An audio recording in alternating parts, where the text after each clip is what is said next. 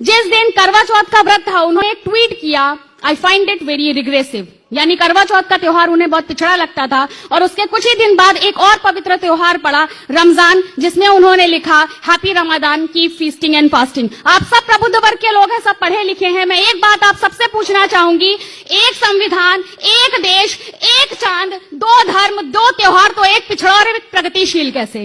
या तो दोनों पिछड़े और या दोनों प्रगतिशील, दोनों ही अपनी अपनी धार्मिक भावनाओं को प्रदर्शित करते हैं। जब चौथ चंद्रमा अर्थहीन रूढ़िवादी पिछड़ा कहलाए, पर एक महीने की भूख प्यास उसी चांद से तय की जाए। अब चांद चंद्रमा के अंतर को, अब चांद और चंद्रमा के अंतर को दरकार है बस एक युक्ति की, और तुम कहते हो ये है आजादी अभिव्यक्ति की। बहुत अच्छे, वाह वाह। ओवैसी बोला पुलिस हटाओ, हिंदू को मरवा देंगे। केरल में नेता गाय काटकर लोगों को खिलवा देंगे। इस अभिव्यक्ति में, हाँ इस अभिव्यक्ति में माँ को वो सेक्सी दुर्गा कहते हैं, और राजदीप, बरखा, रविश इन बातों पर चुप क्यों रहते हैं? है दोष हमारा, है दोष हमारा, कमी है हमें संस्कार और भक्ति की, और तुम कहते हो ये है आजादी अभिव्यक्ति की।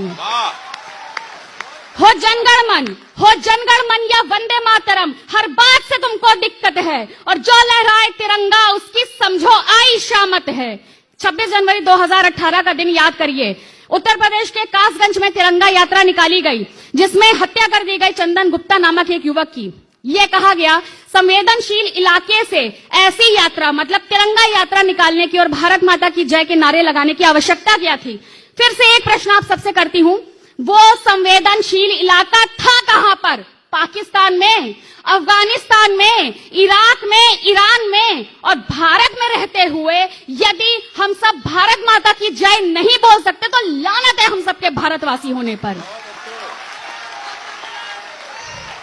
हो जनगण मन या वंदे मातरम, हर बात से तुमको दिक्कत है, और जो लहराए तिरंगा उसकी समझो आई शामत है। क्यों शोक मनाओगे उसका, वो कौन तुम्हारा लगता था? ना अखलाक, ना वेमुला, ना इशरत, ना अखलाक, ना वेमुला, ना इशरत, वो तो चंदन गुप्ता था। है नीति दोगली, है नीति दोगली, क्योंकि सब बात है वोट बैंक धन शक्ति की, और तुम, हाँ तुम कहते हो ये है आजादी अभिव्यक्ति की। बहुत अच्छे। संविधान में लिखा हुआ है अनुच्छेद 124A, जिसमें बताया गया है कि देशद्रोह क्या है, व्हाट इज सेडिशन। संविधान के हिसाब से बात करती हूं। अनुच्छेद 124A मुंह खोल के सब कुछ कहता है कि देशद्रोह प्रस्तुतिकरण संकेतों में भी रहता है, जिससे स्वतंत्रता या संप्रभुता मेरे देश की आहत हो। है देशद्रोह वो शब्द सभी, चाहे लिखित में हो या मौखिक हो। अच्छा। बड़ी बुरी ये लत सबकी है, अरे बड़ी बुरी ये लत सबकी है देशद्रोह आसक्ति की, और तुम कहते हो ये है आजादी अभिव्यक्ति की। वाह वाह वाह। तो अब मुझसे सुनो, हाँ आप मुझसे सुनो कि होती क्या असली आजादी अभिव्यक्ति की। जब सब मिलकर महिला शोषण उत्पीड़न पर आवाज उठाएं, जब सांझ ढले भी घर की बेटी घर को सकुशल वापस आए, वो होगी फिर बाबूजी असली आजादी अभिव्यक्ति की। जब जब नाग आतंकवाद का भारत में अपने फन फैलाए और उसे कुचलने हिंदू मुस्लिम सिख ईसाई साथ में आए, वो होगी फिर बाबूजी असली आजादी अभिव्यक्ति की। जब भारत के टुकड़े करने वाले अपने टुकड़े गिन ना पाए, घर घर से अफजल लाने वाले पाकिस्तान में फेंके जाए, वो होगी फिर बाबूजी असली आजादी अभिव्यक्ति की। जब सरहद पर तैनात सिपाही गली का गुंडा ना कहलाए, और मरते दम तक उसकी बीवी हर साल करवा चौथ मनाए, वो होगी फिर बाबूजी असली आजादी अभिव्यक्ति की।